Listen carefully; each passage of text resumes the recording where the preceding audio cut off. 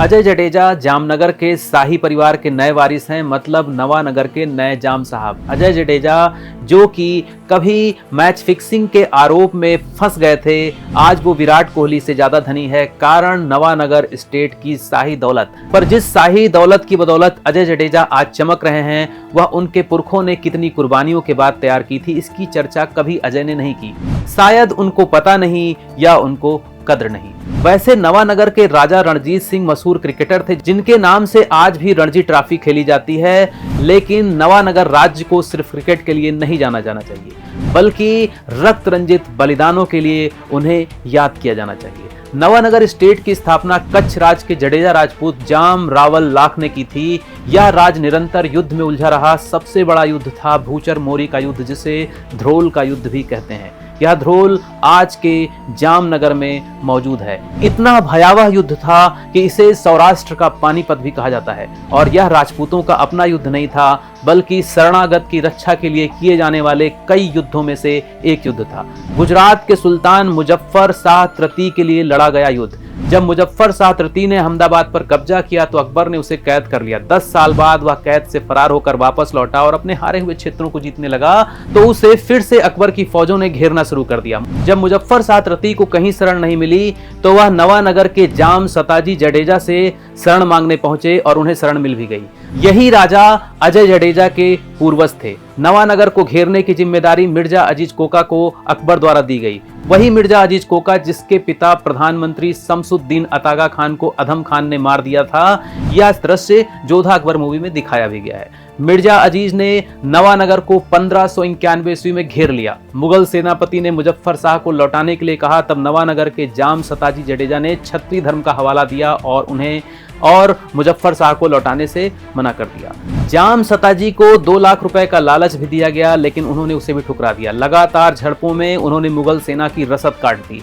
काठियावाड़ी सेना में नवानगर के अलावा ध्रोल, मोरबी, जूनागढ़ और कुंडला की सेनाएं भी शामिल थी। जूनागढ़ के दौलत खान और कुंडला राज की सेनाएं युद्ध में नवानगर का साथ छोड़ देती हैं आगे चलकर। ये वही जूनागढ़ है जिसका नवाब आजादी के समय पाकिस्तान में मिलना चाहता था, लेकिन वहां की हिंदू जनता ने भारत के पक्ष में जाने का निर्णय लिया था। ध्रोल में जब युद्ध शुरू हुआ तो जूनागढ़ और कुंडला राज्य की सेनाएं पीछे हटने लगी। जाम सताजी को जब इस बात का पता चला तो वह मंत्री को जिम्मेदारी सौंपकर अपने परिवार और किले की रक्षा के लिए मोर्चा छोड़कर निकल जाते हैं। उनके मंत्री जसा वजीर और उनके बेटे जसा जी ने शाम तक युद्ध जारी रखा। साथ ही उन्होंने जडेजा परिवार की रक्षा के लिए भी पूरी कोशिश की। उन्होंने जडेजा परिवार को जहाजों में छिपा कर रखा था और खतरा पैदा होने पर समुद्र के रास्ते कहीं सुरक्षित जगह पर भेज दिया और वापस युद्ध के मोर्चे की ओर लौट आए।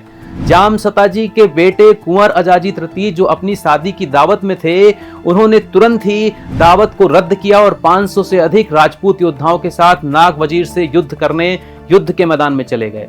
अगले दिन दोनों पक्ष की सेनाएं अलग अलग मोर्चों पर एक दूसरे के सामने थी।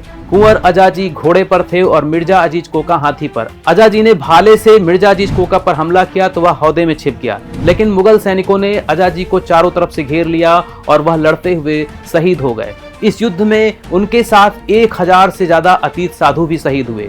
जाम सताजी ने इस युद्ध में अपने बेटे, भतीजे और दामाद सहित 67 रिलेटिव्स को खो दिया। युद्ध के मैदान में कुंवर अजाजी की एक दिन की दुल्हन जाकर सती हो गई। पर भूचर मोरी का मैदान कोई एक तरफा युद्ध नहीं था जहां सिर्फ राजपूत मरे हों। मुगल सरदारों और उनके सैनिकों की लाशों से भी यह मैदान पट गया था। खुद दौलत खान जो गद्दारी किया था, वह भी इस युद्ध के घावों के चलते मारा गया। इतने नुकसान के बाद भी जाम सताजी ने मुजफ्फर शाह को बचाने की जद्दोजहद बंद नहीं की। मुजफ्फर शाह निराश होकर कच्छ के राव बहराम जी फर्स्ट के पास पहुंचा और राव साहब ने तुरंत ही उनको मुगलों को सौंप दिया। मुजफ्फर शाह ने आत्महत्या कर ली। जाम सताजी को नवानगर पर राज तो करने दिया गया, लेकिन मुगल सूबेदार की मौजूदगी में और साथ ही उनके एक बेटे जसा जी को कुछ दिनों के लिए दिल्ली में भी रखा गया था। गुजरात सल्तनत की तरफ से आ रही चुनौतियां सदा के लिए इस युद्ध के बाद समाप्त हो गईं। भूचर मोरी में आज भी अजाजी की समाधि मौजूद है। नवानगर राज्य उन रियासतों में से एक था जिसने 1948 में विलय के दस्तावेज पर सबसे पहले हस्ताक्षर किया था। उसके बाद दिग्विजय सिंह ने काठियावाड़ के पहले राज प्रमुख के रूप में कार्य किया और संयुक्त राष्ट्र में अपने देश का प्रतिनिधित्व भी किया।